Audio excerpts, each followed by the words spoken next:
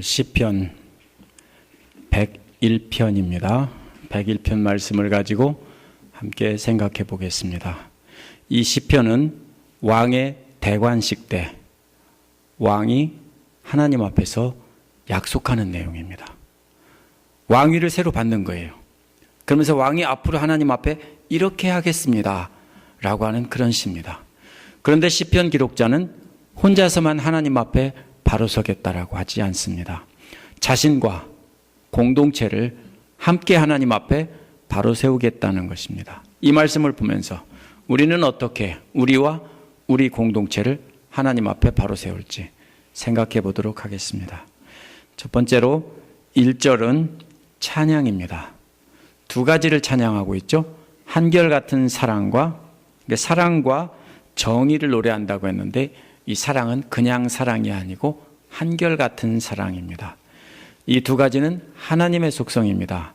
한결같은 사랑이란 하나님의 백성들이 불순종하고 배반하고 그러는데 그 백성들을 변함없이 사랑하신다는 겁니다. 구약 성경에서 그렇게 하셨죠. 계속 배반하는데도 또 용서하시고 또 사랑하시고 또 사랑하시고 그렇게 하셨죠. 그것을 말합니다. 하나님은 당신의 백성들이 배반하고 거역할지라도 약속을 성실하게 지켜서 한결같은 사랑을 베푸신다는 겁니다. 호세아가 음란한 아내 고멜을 용서해서 계속 아내의 자리에 앉혀놓는 것처럼 하나님은 그렇게 용서하시고 계속 사랑하신다는 겁니다.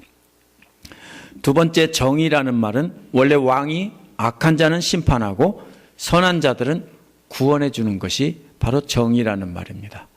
왕이 가난하고 불쌍하고 그런 힘없는 백성들은 악한 자들 손에서 목숨을 건져준다는 뜻입니다. 이처럼 하나님께서 힘없는 백성들을 악한 자들의 손에서 건져주시는 것이 바로 하나님의 정의입니다. 그래서 악한 대적들에게는 벌을 내리고 힘은 없지만 하나님을 의지하는 백성들은 건져주는 것을 바로 정의라고 합니다. 한결같은 사랑이란 오래 참는 하나님의 사랑을 말하고 정의란 악한 자에 대해서는 벌을 내리지만 당신의 백성들은 구원해 주는 것입니다. 그래서 서로 참는 사랑과 심판하는 정의와는 양날의 칼처럼 이렇게 대립되는 것 같으면서 결국은 하나님의 속성을 나타냅니다. 하나님은 사랑의 하나님이면서 또 심판의 하나님이신 겁니다. 이 두 가지를 찬양하겠다는 것입니다. 두 번째로 2절부터 4절은 흠이 없는 자가 되자 하는 겁니다. 먼저 왕 자신에 대한 이야기입니다. 하나님의 정의와 사랑과 정의를 찬양한 뒤에 왕은 하나님 앞에서 약속을 합니다. 2절부터 4절은 왕이 개인적인 기준으로 죄가 없는 완벽한 삶을 살겠다 이게 아닙니다. 왕으로서 자신의 직무를 행할 때 그렇게 하겠다라는 뜻입니다. 개인의 완벽한 삶이 아니라 왕으로서 그 책임을 이렇게 다하겠다 이런 말입니다. 온전한 왕이 되겠다, 흠이 없는 왕이 되겠다 이런 말입니다. 당시 이스라엘은 하나님께서 다스리던 나라였습니다. 왕이 이처럼 그 직무를 충실하게 다하겠다는 것은 하나님의 통치를 인정하고 하나님의 통치를 맡은 대리인으로서 하나님께서 원하시는 대로 그렇게 통치하겠습니다. 이런 말입니다. 2절에 흠이 없는 길은 시편 1편 2절에 나오는요. 오직 여호와 율법을 주야로 묵상하여 이 말과 관련해서 생각해야 합니다. 여호와의 말씀을 주야로 묵상해서 그 말씀대로 순종하는 것이 바로 뭐냐면 흠이 없는 백성이 되는 길입니다. 왕이 먼저 그렇게 돼야 됩니다. 여호와의 말씀을 주야로 묵상해서 백성을 다스려야 그것이 흠이 없는 왕이 되는 길입니다. 시편 119편 105절에서는 주의 말씀은 내 발의 등이요 내 길의 빛입니다 라고 했습니다. 주의 말씀을 등불 삼아서 빛으로 삼아서 그대로 통치하는 것이 흠이 없는 통치자가 되는 길입니다. 근데 뭐라고 했습니까? 언제 나에게 오시렵니까? 이 질문은 지금 혼자 말씀대로 살려고 애를 쓰고 있는데 하나님은 응답해 주지 않고 있다는 겁니다. 여러분도 그럴 때가 있죠. 열심히 기도하는데 하나님이 응답하지 않는 것 같아요. 그러는 소리예요. 언제 응답해 주시렵니까? 언제 나에게 오시렵니까?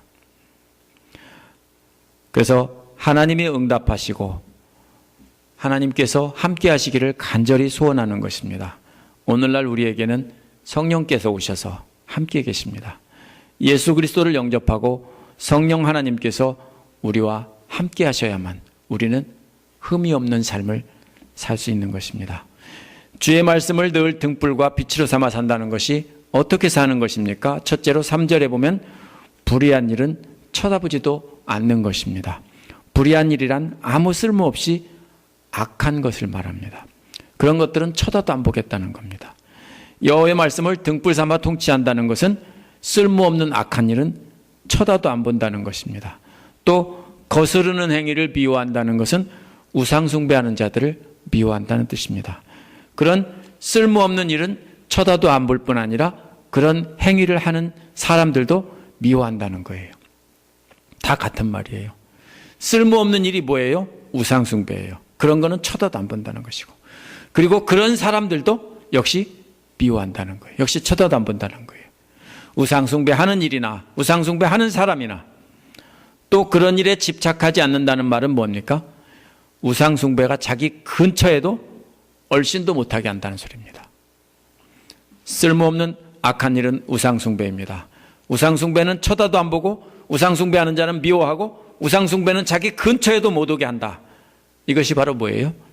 주의 말씀을 등불 삼아 사는 첫 번째 길입니다. 우리도 마찬가지입니다. 여러분 삶에 우상 숭배가 근처를 오려고 한다면 근처도 못 오게 해야 됩니다. 두 번째는 4절에 나옵니다. 4절에 구부러진 생각이란 비틀어지고 왜곡된 마음을 말합니다. 이것은 악한 감정을 마음에 품지 않겠다는 겁니다. 그리고 악한 일에 함께하지 않겠다는 것은 마음뿐 아니라 행동도 안 하겠다는 거예요. 따라서 주의 말씀을 등불 삼아 사는 길은 먼저 마음속에 악한 감정을 제거하고 그 다음에는 행동도 안 하는 것입니다. 악한 행동의 시작은 악한 감정에서 옵니다. 먼저 악한 감정을 제거하는 것이 순서입니다. 악한 행동의 뿌리는 뭡니까? 그 감정이기 때문입니다. 뿌리가 제거되면 나무는 어떻게 돼요? 저절로 말라 죽어요. 근데 뭣도 모르고 우리가 나무 위에만 열심히 잘라서 이놈의 나무 죽여야 되고 다 자르면 밑에서 뿌리가 있으면 또 나와요. 그렇죠? 먼저 해야 되는 게 뭐예요? 뿌리를 제거하는 거예요. 내 마음속에 악한 생각, 악한 마음, 이것을 먼저 제거하는 것이 순서입니다. 그 다음에는 그래도 악한 행동이 습관적으로 남아있을 수 있지만 그것은 이미 죽은 것이에요. 시간이 지나면 저절로 어떻게 됩니까? 사라져요. 우리가 예수 믿고 변화돼도 마찬가지예요. 먼저 마음에 악한 마음, 악한 생각을 버리면 그 다음에 악한 행동은 습관, 남아있던 습관은 자연히 사라지는 겁니다. 마치 샘물이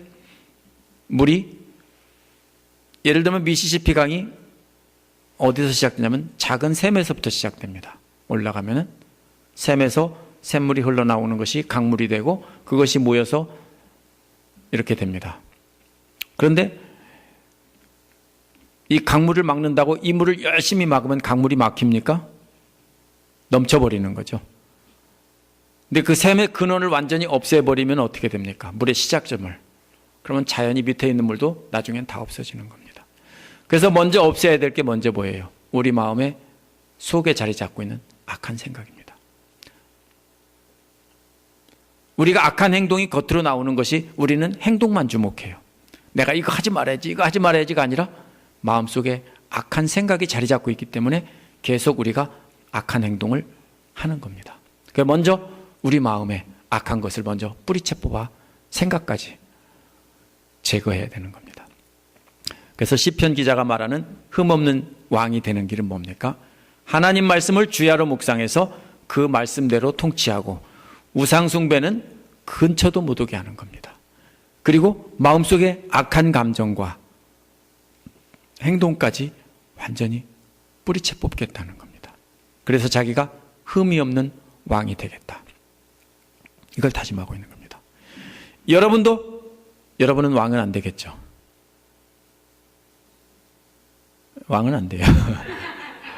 될 수도 있는 게 아니고 아직도 왕이 될 꿈을 꾸시는 우리 집사님이 꿈이 원대해서 좋습니다. 그런데 우리는 왕은 안 됩니다. 그러면 이 성경을 나는 왕이 아니니까 이 성경과 해당이 없다? 아닙니다. 여러분 가정에서도 여러분은 다스리는 자입니다. 그렇죠? 자녀들을 다스리고 자녀들을 다스려야 돼요. 그러면 어떻게 해야 돼요? 역시 마찬가지예요. 자녀들을 잘 다스릴 수 있는 그런 통치자가 되려면 하나님 말씀을 주야로 묵상해서 그 말씀대로 여러분과 여러분 자녀들에게 여러분 가정의 우상 숭배는 근처도 못 오게 하고 여러분 마음 안에 있는 악한 생각과 감정들을 뿌리채 뽑아서 악한 행동이 여러분 집안에서 끊어지게 해야 됩니다. 안 그러면 계속 여러분의 악한 것이 뭡니까? 자녀들에게 어떻게 될까요? 전달이 돼요. 가정마다 보면 그런 게 있어요. 그죠? 부모가 잘못하는 것이 자식에 이어지고 또 이어져요. 왜 그런지 아세요? 그걸 보고 자라서 그대로 전달하니까 그래요. 아버지 보면서 나는 안 해야지. 아버지가 술만 먹으면 엄마 때려요. 그러면 나는 절대로 술 안 마셔야지. 나중에 커서 어떻게 돼요? 똑같이 하는 사람이 참 많아요. 가슴 아프게도. 왜요? 그렇게 배워서 그렇게 전달하는 거예요. 여러분이 뭘 전달하겠어요? 여러분도 무언가 잘못된 것을 전달 이미 한 것도 있고 하는 것도 있어요. 그렇죠? 지금부터 뭡니까? 여러분 마음속에 있는 악한 생각까지 버리고 우상숭배도 완전히 버리고 하나님을 믿는다면서 뭔가 지금도 섬기고 있는 게 있으면 제일 먼저 버려야 돼요. 그래서 더 이상 악한 것이 자녀들에게 전달이 안 돼야 여러분이 흠이 없는 여왕이 됩니다. 그 다음에 세 번째로는 5절에서 8절에 보면 흠이 없는 자들과 함께 하자는 것입니다. 5절에서 8절은 자기가 다스릴 나라를 다스릴 수 있는, 함께 다스릴 수 있는 사람을 뽑는 기준을 말하는 겁니다. 왕은 혼자서 다스릴 수 없습니다. 자신을 도와 함께 일할 사람을 뽑아야 됩니다. 그런 사람을 뽑을 때 어떻게 뽑느냐 하는 겁니다. 첫 번째로 누구를 안 뽑습니까? 숨어서 이웃을 헐뜯는 사람은 뽑지 않는다는 것입니다. 5절에 보면 숨어서 이웃을 헐뜯는 자는 10계명 가운데 9번째 계명, 내 이웃에 대해서 거짓 증거하지 말라는 계명을 어긴 겁니다. 이런 자들을 침묵하게 만든다는 말은 무슨 말이냐면요, 성경책 밑에도 나와 있어요. 사형시킨다는 거예요. 왕이 뭐 하는 사람을? 이간질하고 남 욕하고 흉보는 그런 사람들은 왕의 신하 중에서 있으면 어떻게 버린다고요? 죽여버린다고요. 왜요? 악의 근원이니까 악을 뿌리 뽑겠다는 거예요. 숨어서 남을 헐뜯는 사람을 우리는 사형시킬 권한은 없어요. 어떻게 해야 돼요?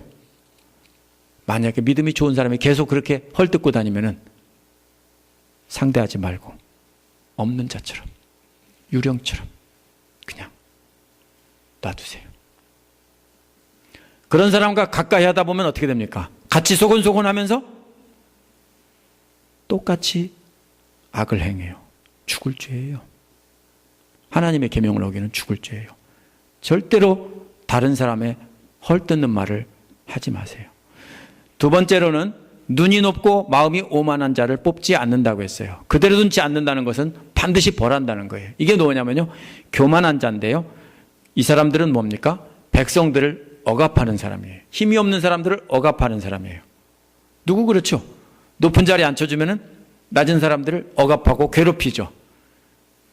다윗은 그런 사람들을 없애버리겠다고요.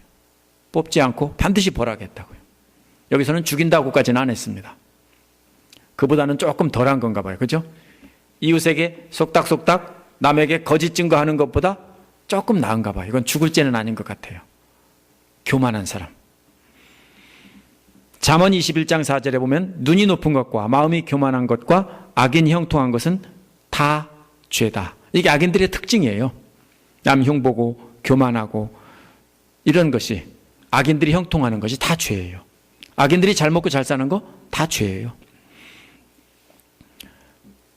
이거는 다윗이 솔로몬에게 준 교훈을 솔로몬이 기록한 건데 솔로몬도 다윗의 말에 귀를 기울였던 것 같아요. 이와 같은 교만한 자들은 반드시 벌하겠다는 것입니다. 오늘날 우리도 힘없는 가난한 자들을 억압하는 자들이 있으면 절대로 교회 지도자로 세우면 안 됩니다. 가난하고 힘없는 사람, 무시하는 사람이 있다면 절대로 세우면 안 됩니다. 그러면 어떤 사람을 뽑아야 됩니까? 6절에 나옵니다. 6절은 믿음직한 사람과 흠이 없는 사람을 뽑겠다고 했습니다. 이는 5절에서 헐뜯는 자와 교만한 자의 반대예요. 그 사람들은 제거하겠다라고 했는데 이런 사람은 세우겠다는 겁니다. 우리가 뽑아야 될 사람은 첫째로 믿음직한 사람입니다. 믿음직한 사람이라는 것은 뭡니까? 누구를 믿을 수 있어요? 예를 들면요, 여러분한테 그 원자력 발전소에 키를 맡기고 그 수치를 적당히 되도록 잘 지켜보면서, 계기판을 지켜보면서 그 원자로를 식혀주고 안 시키고 하는 역할을 맡겼다고 한다면은 하루는 잘 지키는데 하루는 자고 있다. 그러면은 믿음직스러운 거예요? 아니죠. 빵 터져버리겠죠, 과열되면. 뭐예요? 믿음직하다는 건 뭐예요? 항상 똑같다는 거예요. 항상 변함없다는 거예요. 일편단심, 민들레. 이게 믿음직한 사람이에요. 뭐예요? 우리가 뽑아야 될 사람은 믿음직한 사람인데 항상 변함없이 순종하는 사람이에요. 비가 오건 해가 뜨건 눈이 오건 상관없이, 힘들고 어렵고 상관없이 항상 하나님께 순종하는 사람이 믿음직한 사람이에요. 크레딧이 높은 사람이 어떤 사람이 크레딧이 높은 사람이에요? 매달 꼬박꼬박 페이하면 크레딧이 높은 사람이에요. 그렇죠? 믿음직하니까 자꾸 더 많이 돈 가져가라고 하죠. 근데 그런 사람들은 또 안 가져가죠. 그게 믿음직한 거예요. 항상 변함없이 언제나 어떤 일이 있어도 하는 거예요. 그게 믿음직한 사람입니다. 우리 역시 항상 변함없이 순종하는 자들을 옆에 두어야 하는 것입니다.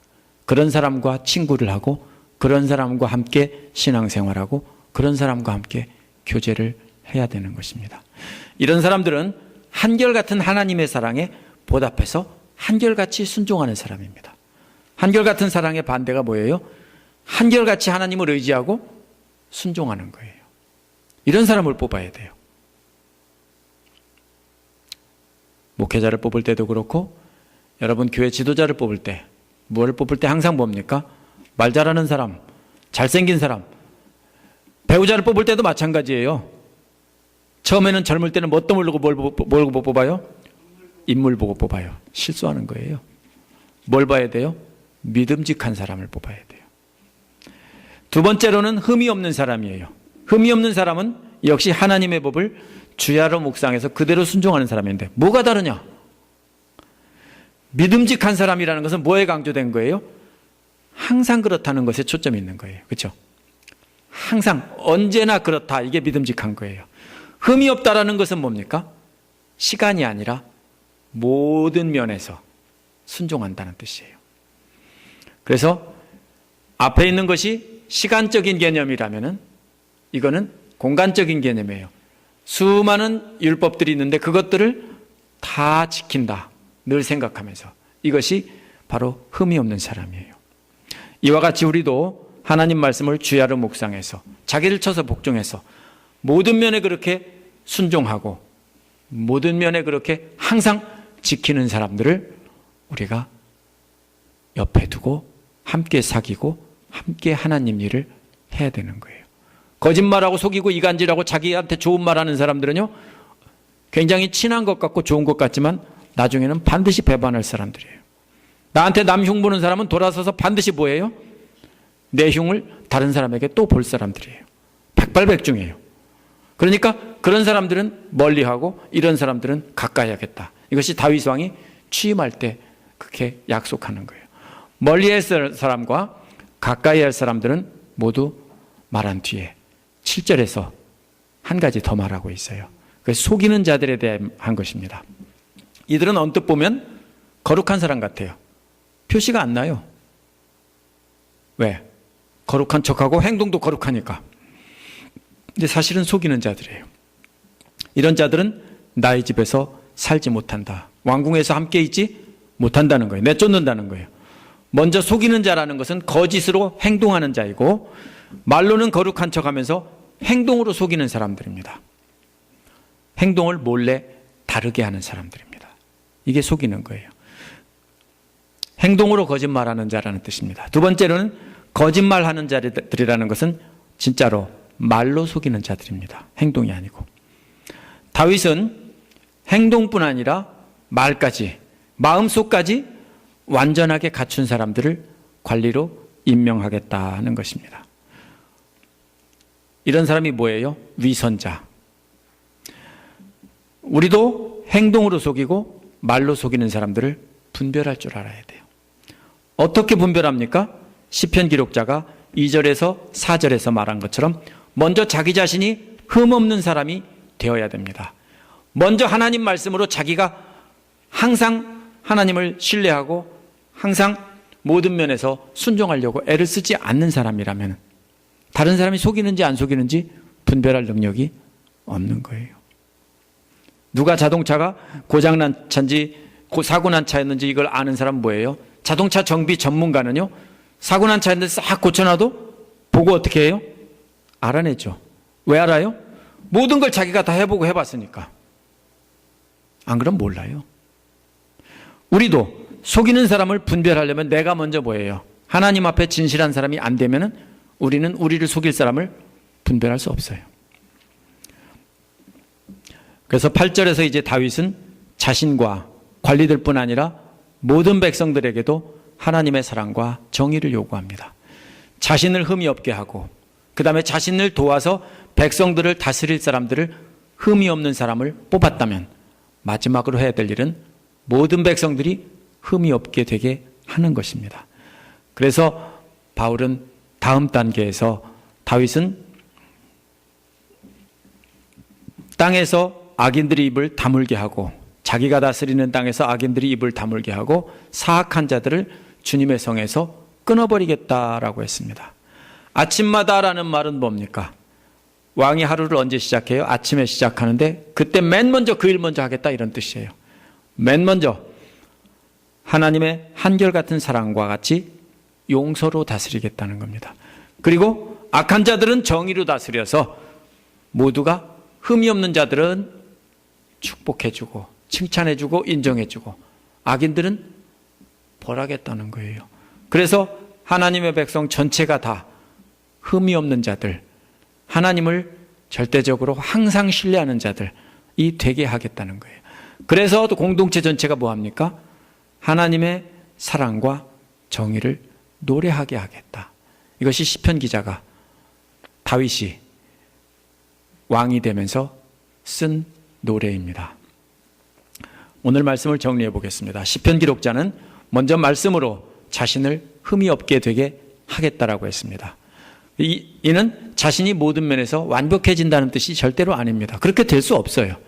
하나님의 백성을 다스리는 데 있어서 하나님의 뜻에 따라 공정하게 하겠다는 거예요. 그 다음에 해야 될 일은 뭡니까?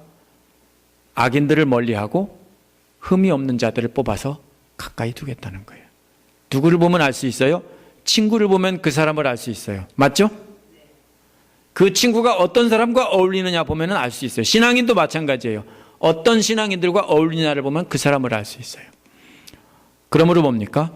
함께 어울리는 사람들을 선별해서 흠이 없는 사람들과 어울려야 되는 거예요. 왜? 흠이 있는 사람과 어울리면 나도 어떻게 돼요? 물들어요. 그 소리예요. 그 다음에 함께 협력해서 모두가 다 흠이 없는 자가 되게 하겠다. 이것이 목표입니다. 그래서 한결같은 사랑을 찬양하게 하겠다. 이것이 시편 101편 전체의 내용입니다. 우리는 이 시편을 이사야 11절 5절에 1절에서 5절까지를 근거로 해석할 수 있습니다. 그게 뭐냐면요, 메시아 시인데요, 메시아에 관한 것인데 11장 5절에 보면 이새의 줄기에서 메시아가 올 것을 예언하고 있습니다. 메시아는 주님의 말씀을 쥐하루 묵상해서 경외하는 것을 즐거움으로 삼는다는 겁니다. 눈에 보이는 대로 재판하지 않고 귀에 들리는 대로 재판하지 않는다는 겁니다. 공정하게 백성을 다스린다는 것입니다. 보통 재판관들은 어떻게 해요? 말 잘하는 사람이 말하는 소리 듣고 변호사가 말 잘하면은 네 말이 맞다 하고서 재판하지만은 우리 주 예수 그리스도는 그렇게 하지 않는다는 거예요. 메시아는 진짜로 공정하게 억울한 사람들은 풀어주고 악한 자들은 벌하겠다는 것입니다. 그래서 11장 5절에서 뭐라고 했냐면 그는 정의로 허리를 동여매고 성실로 그의 몸에 띠로 삼는다 그랬습니다. 정의와 성실이 항상 몸에 붙어 있다는 것입니다. 이분이 바로 우리 주 예수 그리스도입니다. 그분이 사랑과 정의로 모든 믿는 자들을 다스린다는 겁니다. 그래서 이 시편을 메시아 시편으로 적용할 수 있습니다. 그래서 또 히브리서 4장 15절에 보면 우리의 대제사장은 우리의 연약함을 동정하지 못하는 분이 아닙니다라고 했습니다. 어떤 분이에요? 우리의 연약함을 동정하셔서 한결같은 사랑으로 우리를 다스리신다는 거예요. 이것은 뭘 강조한 거예요? 예수님의 사랑을 강조한 거예요. 사랑이 뭐예요? 불쌍히 여기는 거예요. 또 사도행전 17장 32절에 보면 예수님은 정의로 심판할 날을 정해놓으셨다라고 했어요. 예수님은 마지막 날에 악인들을 심판할 정의의 재판관이십니다. 예수님이 바로 이 바울이 말하는 그 두 가지 하나님의 속성을 다 갖춘 분이에요. 우리도 역시 시편 기록자처럼 먼저 주 예수 그리스도의 말씀으로 우리를 다스려서 흠이 없는 거룩한 자로 날마다 변화되게 해야 됩니다. 우리가 완벽하게 변화되면 우리도 역시 우리 자체가 완벽해진다는 뜻이 아닙니다. 우리가 날마다 말씀으로 그렇게 해서 사람들을 가르치고 올바르게 인도한다는 뜻입니다. 다윗처럼 우리는 하나님의 백성을 가르치고 인도하는 데 있어서 사랑과 정의로 그렇게 행할 수 있도록 준비하라는 겁니다. 여러분이 100% 완벽하게 되라는 게 아니라 여러분이 예수님의 사랑을 가르치고 예수님의 정의를 또 가르치면서 여러분이 몸으로 보여줄 수 있도록 그렇게 준비하라는 거예요. 그 다음에 우리도 우리 주변의 사람들을 도울 사람을 사귀되 악한 자를 멀리하고 우리처럼 늘 말씀을 묵상하고 순종하려는 사람과 교제해야 된다는 겁니다. 그래서 함께 협력해서 모든 성도들이 흠이 없는 삶을 살게 해야 합니다. 그래서 한결같은 하나님의 사랑과 정의를 찬양해야 합니다. 우리 함께 기도하겠습니다.